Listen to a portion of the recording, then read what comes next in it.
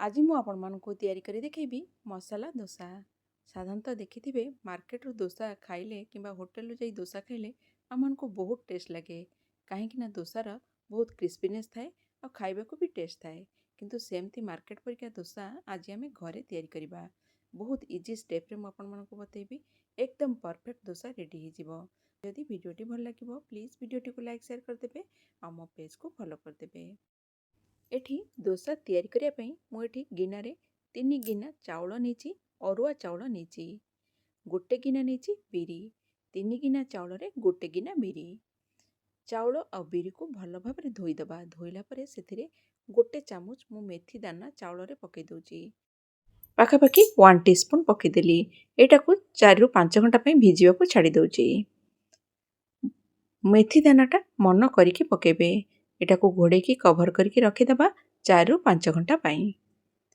4 रु 5 घंटा हे गलानी एना गोटे मिक्सचर जार रे सब जिंस नै गली पानी पकेकी भल भाबरे चिक्कण करके बाटी नबा। मन रखिबे खद खदडा जेमति रहिबनी एकदम प्लेन करके चिक्कण करके बाटीबे।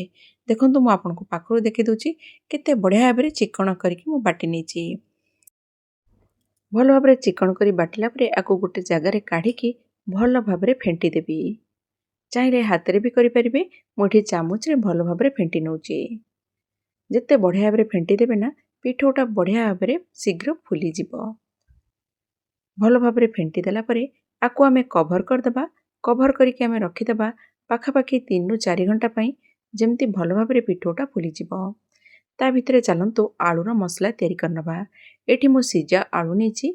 सिजा आलूर चोपा को मु भल भाव छड़े नबा।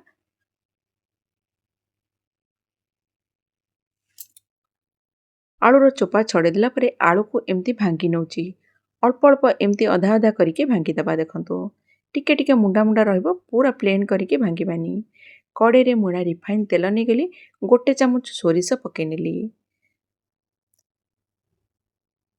एठी नेची बुट डाली गोटे चामच बिरी डाली गोटे चामच सब जिंस को आगे भल भाव भाजी नबा। सुखिला लंका 2टा पके नेची। गैस रो फ्लेम को लो मीडियम रखिबे बेसी हाई फ्लेम करिवेनी नले सांगे सांग जली जीवो। एटा को अल्प हल्का हल्का गोल्डन ब्राउन करके भाजीबा। बिरी डाली चना डाली बुट डाली भल भाव भाजी होला परे एथिरे मु पके दउची भुसुंग पत्र। भुसुंग पत्र को बेसी कला करके फ्राई करिवेनी। सांगे सांग एठी 3टा मीडियम साइज रो पियाज को लंबा लंबा करके काटी नेची। पियाज को पके नेली। पियाज को हल्का गोल्डन ब्राउन होला तक भाजीबा बेसी कला करके भाजीबेनी। हल्का हल्का जमती कलर चेंज हो जिवो टिके टिके पिंकिश कलर हो जिवो सेई पर्यंत भाजीबा।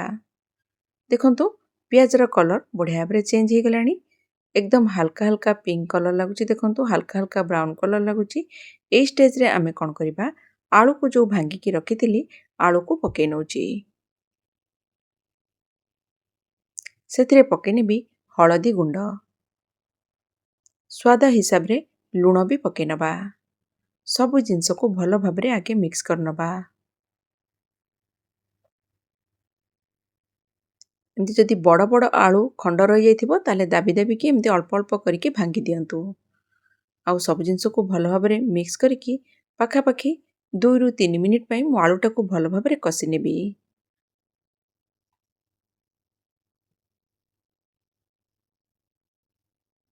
देखंतु आलूटा बढ़िया भाबरे कसी हे गलानी। ए स्टेज रे मु हाफ कप पानी दे दउची। मन रखिबे बेसी पानी दबानी आधा कप पानी दबा। पानीटा को भल भाबरे मिक्स कर दबा। मिक्स कला परे पाखापाखि 1 मिनिट रु आधा मिनिट पई टिके समय कुक करबा बेसी समय करबानी। देखंतु हे गलानी आलूटा एथिरे काटिक रखिथिबा धनिया पत्र पके नेली। भजा जीरा गुंड मन रखिबे लंका जीरा गुंड नुई भजा जीरा गुंड पकेबा जा फल आलूर मसलार फ्लेवर बहुत बढ़िया भाबरे आसीबो आउ टेस्ट भी लागिबो। पूरा मार्केट परिका डोसा आपण घरे तैयारी करि परिबे। आलूटा हे गलानी एटा गोटे जगह को काढी की मु रखि दउची। देखंतु पिठोटा रखि देइथिली एथिरे लूण पके नेची। पाखापाखि पिठोटा बढ़िया भाबरे फुली जाइची 3-4 घंटा परे। लूणटा को भल भाबरे मु मिक्स करि नउची। पिठोरे दरकार पड़िले आमे एथिरे पानी टिके ऐड करिबा। देखंतु टिके बहलिया लागिला पिठोटा सेथिरे मु टिके पानी ऐड करि नेली आ भल भाबरे गोळै देउची। ତାୱାଟାକୁ ଗରମ କରି ନେଇଛି। ତାୱାରେ ଟିକେ ପାଣି ପକେଇବା। ତେଲ ଟିକେ ଅଳ୍ପ ହାଲକା ପକେଇ ଦେଇକି ପାଣି ପକେଇବେ। ଆଉ ଗୋଟେ ଶୁଖିଲା କପଡ଼ାରେ ଆପଣ ପୋଛିଦେବେ। ପୋଛିଦେଲା ପରେ ଟେମ୍ପରେଚର ଟିକେ ଯେମିତି ଡାଉନ୍ ହେଇଯିବ। ବେଶୀ ଯଦି ହାଇ ଟେମ୍ପରେଚରରେ କରିବେ ନା ତାହେଲେ ପିଠଉଟା ଏମିତି ବୁଲିଲା ବେଳକୁ ବୁଲିବନି। ତେଣୁ ପାଣି ଟିକେ ପକେଇଦେଲେ କେତେ ବଢ଼ିଆ ଭାବରେ ଦେଖନ୍ତୁ ଟେମ୍ପରେଚରଟା ଟିକେ ବାଲାନ୍ସ ହେଇଗଲା। ତାପରେ ଆମେ ପିଠଉଟା ପକେଇବା। ଟିକେ ଟିକେ ବ୍ରାଉନ୍ କଲର୍ ହେଲା ପରେ ଉପରେ ଟିକେ ଟିକେ ତେଲ ପକେଇବା। ବେଶୀ ପକେଇବା ଦରକାର ନାହିଁ। ହାଫ୍ ଟି ସ୍ପୁନ୍ ପାଖାପାଖି ତେଲ ମୁଁ ଉପରେ ଟିକେ ଟିକେ ଏମିତି ପକେଇ ନେଉଛି। ପକେଇଲା ପରେ ଦେଖନ୍ତୁ ବ୍ରାଉନ୍ ହେଇଯାଇଛି ପୁରା ପିଠାଟା। ଏଇ ଷ୍ଟେଜ୍ରେ ମୁଁ ଆଳୁର ମସଲା ଦେଇଦେଲି। ଆଳୁର ମସଲା ଦେଲା ପରେ ପିଠାଟାକୁ ଆମେ ଫୋଲ୍ଡ କରିବା। ଦେଖନ୍ତୁ କେତେ ବଢ଼ିଆ ଭାବରେ ଉଠିଯାଉଛି। ଏମିତି ଆପଣ ଲୁହାର ତାୱାରେ କଲେ ବି ଉଠିଯିବ, କିଛି ବି ଅସୁବିଧା ହେବନି। ଦେଖନ୍ତୁ ପୁରା ମାର୍କେଟ ପରିକା ଦୋସା, ଏକଦମ ପରଫେକ୍ଟ ଦୋସା ଆପଣମାନେ ଏମିତି ଘରେ ତିଆରି କରିପାରିବେ। ଏମିତି କରିକି ମୁଁ ସବୁଯାକ ଦୋସା ରେଡ଼ି କରି ନେଉଛି। କେତେ ବଢ଼ିଆ ଭାବରେ ହେଇଛି ଆଉ କଲର୍ କେତେ ବଢ଼ିଆ ଭାବରେ ଆସିଛି। ଦୋସାର ଟେକ୍ସଚର ଦେଖନ୍ତୁ ବହୁତ ବଢ଼ିଆ ଭାବରେ ହେଇଛି। ସେମିତି ପ୍ରୋସେସ୍ରେ ମୁଁ ଅଲଗା ଦୋସା ଗୁଡ଼ାକୁ ବି କରି ନେଉଛି। ଦେଖିଲେ କେତେ ବଢ଼ିଆ ଭାବରେ ଆପଣ ମାର୍କେଟ ପରିକା ଦୋସା ଘରେ ତିଆରି କରିପାରିବେ। ସମସ୍ତଙ୍କୁ ପରିବାରରେ ଖାଇବାକୁ ଦେଇପାରିବେ ଆଉ ବାହାରୁ ଆଣିବା ବି ଦରକାର ନାହିଁ। ଆଉ କମ୍ ଖର୍ଚ୍ଚରେ ଆପଣମାନେ ପୁରା ମାର୍କେଟ ପରିକା ଦୋସାର ଘରେ ବି ମଜା ନେଇପାରିବେ। ତେବେ ଆଜିର ଭିଡ଼ିଓଟି ଆପଣମାନଙ୍କୁ କେମିତି ଲାଗିଲା? ଯଦି ଭଲ ଲାଗିଲା ତେବେ ଭିଡ଼ିଓଟିକୁ ନିଶ୍ଚିନ୍ତ ଭାବରେ ଲାଇକ୍ କରିଦେବେ।